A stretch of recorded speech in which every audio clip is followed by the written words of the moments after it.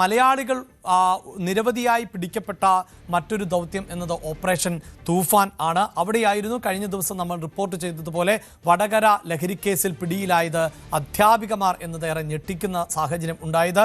ഇപ്പോഴിതാ ഈ അധ്യാപികമാർക്ക് പിന്നിൽ വലിയൊരു ശൃംഖല തന്നെയുണ്ട് എന്ന സൂചനയിലേക്കാണ് അന്വേഷണ സംഘം എത്തുന്നത്. പ്രത്യേകിച്ച് അറസ്റ്റിലായി കീർത്തന സൂംബ പരിശീലകയാണ്. ഇവർ പേരാമ്പ്രയിൽ പരിശീലന ക്ലാസ് നടത്തിയിരുന്നു.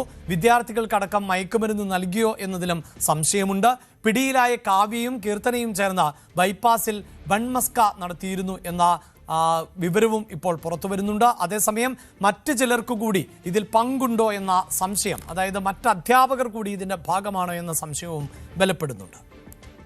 മയക്കുമരുന്ന് കേസിൽ പിടിയിലായ 2 അധ്യാപികമാരും അവരുടെ ജീവിതം നേരത്തെ മുതൽ തന്നെ ദുരൂഹമായിരുന്നു എന്ന വിവരങ്ങളാണ് നമുക്ക് പേരാമ്പ്രയിൽ നിന്ന് ലഭിക്കുന്നത്. അതിൽ കീർത്തന എന്ന ഫിസിക്കൽ ട്രെയിനറൊക്കെ ആയിരുന്ന അവർ ഒരു ജിമ്മ് നടത്തിയിരുന്നു. അവിടെയും ഈ വലിയ സാമൂഹിക പ്രവർത്തനങ്ങൾ നടന്നതിനെ തുടർന്ന് ഉടമ ഒഴിപ്പിച്ചു വിടുകയായിരുന്നു. മറ്റ് ചില ബിസിനസ്സുകൾ ഇവർ നടത്തി പറയപ്പെടുന്നുണ്ട്. എങ്ങനെയായിരുന്നു ഇവരുടെ ഒരു ജീവിതശൈലി?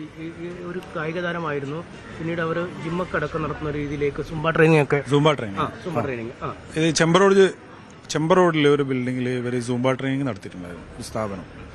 ആ സ്ഥാപനം പിന്നീട് അവർക്കൊണ്ട് നിർത്തിക്കുകയുണ്ടായത്. ആ ഭാഗങ്ങളിൽ പിന്നെ പ്രാദേശികമായ പരാതികൾ ഉണ്ടാവുകയും പിന്നെ ഇവർ അവിടെ മദ്യക്കുപ്പികളൊക്കെ കിട്ടുന്ന സാഹചര്യമൊക്കെ ഉണ്ടായിരുന്നു. അപ്പോൾ അതിനുശേഷം പിന്നെ ഇവർ ആ ഒരു പരിപാടി നിർത്തിച്ചു. അത് പിന്നീട് ഉണ്ടായതെന്ന് പറഞ്ഞാൽ ഈ ബൈപ്പാസിൽ ഒരുപാട് കടകൾ ഉണ്ടായൊരു സമയമാണ്. ഇപ്പോൾ പുതിയ റോഡ് വന്നാണല്ലോ. അവിടെ ഈ ബൈപ്പാസ് റോഡ് ജംഗ്ഷനിൽ പിന്നെ ഈ ബൺമസ്ക എന്ന് പറയുന്നത് റോഡ് സൈഡിൽ ചെറിയൊരു ടെന്റ് വെച്ചിട്ട് ചെറിയൊരു ടേബിൾ വെച്ചിട്ട് പിന്നെ ഇവർ ബൺമസ്ക അവിടെ ഉണ്ടായിരുന്നു. അത് സോഷ്യൽ മീഡിയയിലൊക്കെ ഒരു ട്രെൻഡായ ഒരു സമയം ഉണ്ടായിരുന്നു ആ സാധനം. ആ സമയത്ത് ഈ രാത്രി സമയത്തൊക്കെ ഒരുപാട് യുവാക്കളൊക്കെ അവിടെ വന്നുകൊണ്ടായിരുന്നു ഈ ബൺമസ്ക വാങ്ങിക്കൊണ്ടത്. ഇപ്പോൾ നമ്മൾ സംശയിക്കുകയാണ് അത് ബൺമസ്ക മാത്രമാണോ വിറ്റതെന്നുള്ളൊരു സംശയം ഉണ്ടാവുകയാണ്. ഇപ്പോൾ ഓരോ കാര്യങ്ങളും ഇങ്ങനെ പുറത്ത് വന്നുകൊണ്ടിരിക്കുകയാണ് ഓരോ കാര്യങ്ങൾ. പിന്നെ ഇടങ്ങളിൽ നിന്നുള്ള ആളുകളെ ചെറുപ്പക്കാർ ആയിരിക്കാം. നമ്മളിവിടെ നാട്ടുകാരാണല്ലോ. അപ്പോൾ നമ്മൾ ചിലപ്പോൾ ഇതിലെല്ലാം പോയി നമ്മൾ വാങ്ങാനോ പിടിക്കാൻ നമ്മൾ നിൽക്കില്ലല്ലോ.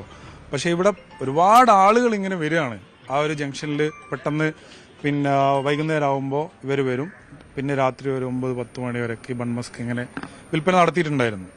പിന്നെ വേറൊരു കാര്യം എന്താണെന്ന് വെച്ചാൽ പിന്നെ വേറൊരു കാര്യം പറയാനുള്ളത്, ഇവർ ഓരോ സ്കൂളുകളിൽ പിന്നെ ട്രെയിനിങ്ങിന് പോകുമല്ലോ മക്കളെ പഠിപ്പിക്കാൻ വേണ്ടിയിട്ട്.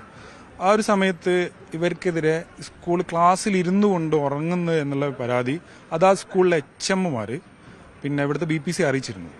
പരാതി രേഖാമൂലം അത് 1 വർഷം മുമ്പാണ് ആ ഒരു പരാതി ഇവർക്ക് കൊടുത്തു. പക്ഷേ അതിലൊരു തുടർ അന്വേഷണം ഉണ്ടാവുകയോ നടപടി ഉണ്ടാവുകയോ ചെയ്തില്ല. അപ്പോൾ ഇവർ ചിലപ്പോൾ രാത്രി സമയങ്ങളിൽ ലഹരി ഉപയോഗിക്കുന്നത് കൊണ്ട് പിന്നീട് രാത്രി ഉറങ്ങുന്നില്ലല്ലോ. അപ്പോൾ പകൽ ഇവർ ഇരുന്നുറങ്ങുന്നതായിരിക്കാം. കുട്ടികളെ പഠിപ്പിക്കാതെ ഇവരിങ്ങനെ ഇരുന്നുറങ്ങുന്ന ഒരു സാഹചര്യം ഉണ്ടായത്. ആ ഒരു പരാതിയിൽ അന്വേഷണം അന്ന് നടത്തിയിരുന്നെങ്കിൽ ഇവർക്കെതിരെ അന്ന് നടപടി എടുക്കാമായിരുന്നു. മാത്രമല്ല ഇതിലൊരു കീർത്തന എന്ന് പറയുന്ന ആള് പന്തലാനി VRCയിലായിരുന്നു ജോലി ചെയ്തത്. പന്തലായിൽ നിന്ന് അവിടെ നിന്നൊരു സാമ്പത്തിക ക്രമക്കേട് നടത്തിയതിന്റെ പേരിലാണ് അവരെ പേരാമ്പ്രയിലേക്ക് സ്ഥലം മാറ്റം ഉണ്ടായത്. അന്നും ഒരു നടപടി ഉണ്ടായില്ല. അപ്പോൾ ഇവരെ സംരക്ഷിക്കാൻ വേണ്ടി ഉന്നത തലത്തിലുള്ള ഉദ്യോഗസ്ഥർ ആരൊക്കെയോ ഇവർക്ക് സംരക്ഷണം ഒരുക്കിയിട്ടുണ്ട് എന്നുള്ളത് വ്യക്തമാണ്. അന്ന് ഇവർക്കെതിരെ നടപടി എടുക്കാതെ ഇതിലിപ്പോൾ ദൂരവ്യാപകമായ പ്രത്യാഘാതം ഉണ്ടാവാൻ സാധ്യതയുണ്ട്. ഇപ്പോൾ ഇവരെ മക്കളെ, അതായത് ഓരോ സ്കൂളിലെയും മക്കൾ ഇവരെങ്ങനെ ഉപയോഗിച്ചു എന്ന് നമുക്ക് പറയാൻ പറ്റില്ല. അപ്പോൾ ഈ മക്കൾക്ക് കൗൺസിലിംഗ് കൊടുത്ത് ഇവരെന്തൊക്കെ ചെയ്തു എന്നുള്ള ഒരു കൗൺസിലിംഗ് ആവശ്യമാണ്. അത് കണ്ടെത്തേണ്ടതും ഒരു ആവശ്യമാണ്. അപ്പോൾ ഇതൊക്കെ ചെയ്തു കഴിഞ്ഞാലേ ഇതിൻ്റെ ഒരു വ്യാപ്തി എത്രത്തോളം ഉണ്ടെന്ന് മനസ്സിലാവും. കുട്ടികളെ കരിയർ ആക്കിയിട്ടുണ്ടോ? അതേപോലെ ഇപ്പോൾ ഈ മയക്കുമരുന്ന് ചൂയിങ്ക രൂപത്തിൽ ലഭിക്കുന്നു എന്ന് പറയുന്നു, മിഠായി രൂപത്തിൽ ലഭിക്കുന്നു എന്ന് പറയുന്നു. അപ്പോൾ ഇതൊക്കെ ഇവർക്ക് ഇതൊക്കെ നടത്താൻ പറ്റുമല്ലോ, വിൽപ്പന നടത്താനൊക്കെ സാധ്യതയുണ്ട്. അപ്പോൾ ഇതൊക്കെ ചെയ്തിട്ടുണ്ടോ എന്നുള്ളൊരു ഒരു കൃത്യമായ ഒരു അന്വേഷണം നടത്തി ഇതൊക്കെ പുറത്തു കൊണ്ടുവരേണ്ടതായിട്ടുണ്ട്. അതോടൊപ്പം ഇവരുടെ ഈ 2 അധ്യാപകർ ഗ്യാങ്ങിൽ വേറെയും ആളുകൾ ഉണ്ട് എന്നുള്ളത് പറയപ്പെടുന്നു. അതും ഘട്ടം ഘട്ടമായ അന്വേഷണത്തിൽ പുറത്ത് കൊണ്ടുവരേണ്ടതായിട്ടുണ്ട്. എന്തായാലും ഞെട്ടിക്കുന്ന കാര്യങ്ങൾ തന്നെയാണ് പുറത്തു വരുന്നത്. കാരണം അധ്യാപികമാർ എന്നതിനപ്പുറം മറ്റൊരുപാട് കാര്യങ്ങൾ ഇവർ ചെയ്തിരുന്നു. സൂംബ പരിശീലനത്തിന്റെ മറവിലൊക്കെ മയക്കുമരുന്ന് ഉപയോഗവും മദ്യത്തിന് ഉപയോഗവും നടന്നപ്പോൾ ആ കടക്കാർ തന്നെ അത് പൊട്ടിക്കുന്ന സാഹചര്യം ഉണ്ടാകുന്നു. പിന്നീട് രാത്രി കാലങ്ങളിൽ പ്രത്യേക കച്ചവട സ്ഥാപനങ്ങൾ തുറന്നു. അതിന്റെ പേരിലും ലഹരി ഉപയോഗമാണോ എന്ന സംശയം ഉയരുന്നു. അപ്പോൾ കുട്ടികൾക്ക് ഇത്തരത്തിൽ ലഹരി നൽകിയിരുന്നു എന്നടക്കമുള്ള സംശയങ്ങളും ഉയർന്നു വരുന്നുണ്ട്. സമഗ്രമായ അന്വേഷണമാണ് ഇക്കാര്യത്തിൽ ആവശ്യമായി വരുന്നത്. യെസ്, ഇപ്പോൾ അനീഷ് തന്നെ ടെലിഫോൺ ലൈനിലുണ്ട്. അനീഷ്, ഈ സൂചിപ്പിക്കുന്ന പോലെ ഇതൊരു കണ്ണിയുടെ ഭാഗമാണോ എന്നതൊന്ന്, രണ്ട്, ആരൊക്കെയായിരുന്നു ഇവരുടെ കസ്റ്റമേഴ്സ്? കുട്ടികളെ ഇരകളാക്കിയിട്ടുണ്ടോ? ഇതുകൂടി പോലീസ് അന്വേഷിക്കുന്നുണ്ടോ?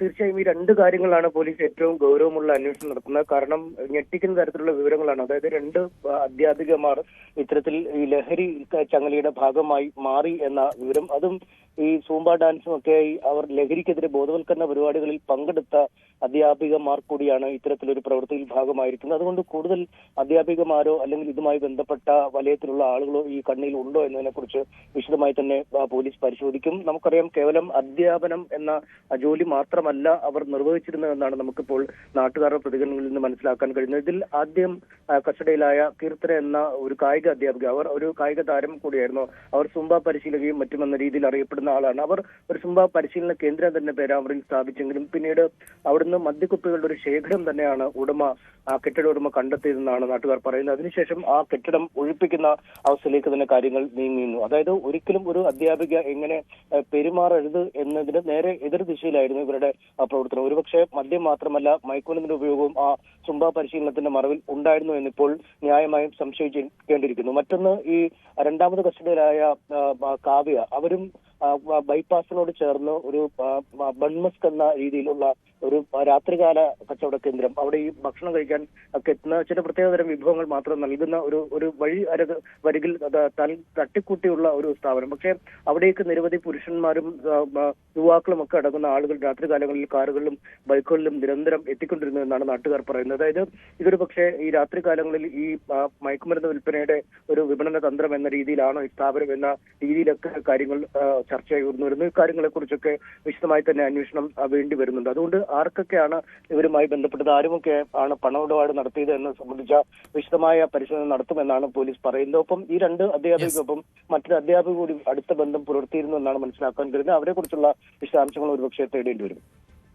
തീർച്ചയായും അങ്ങനെയെങ്കിൽ ഒരു അധ്യാപികയ്ക്ക് കൂടി ഇതിൽ പങ്കുണ്ടോ എന്ന സംശയം കൂടിയാണ് ഇപ്പോൾ പുറത്തു വരുന്നത്. അങ്ങനെയെങ്കിൽ അത് വീണ്ടും നമ്മുടെ അധ്യാപകർ ഇത്തരത്തിൽ എങ്ങനെയാണ് ഈ ലഹരി മാഫിയയുടെ കണ്ണിയായി വർത്തിച്ചത് എന്ന ചോദ്യം ഉയരുകയാണ്. ആരൊക്കെയാണ് ഇതിലെ പ്രധാനികൾ, എങ്ങനെയാണ് ഇവർ ഈ ലഹരി മാഫിയ സംഘത്തിന്റെ ഭാഗമായത്, ഒപ്പം കുട്ടികളെ ദുരുപയോഗം ചെയ്തിരുന്നു, അക്കാര്യങ്ങളിൽ കൂടിയാണ് വ്യക്തത കൈവരേണ്ടത്.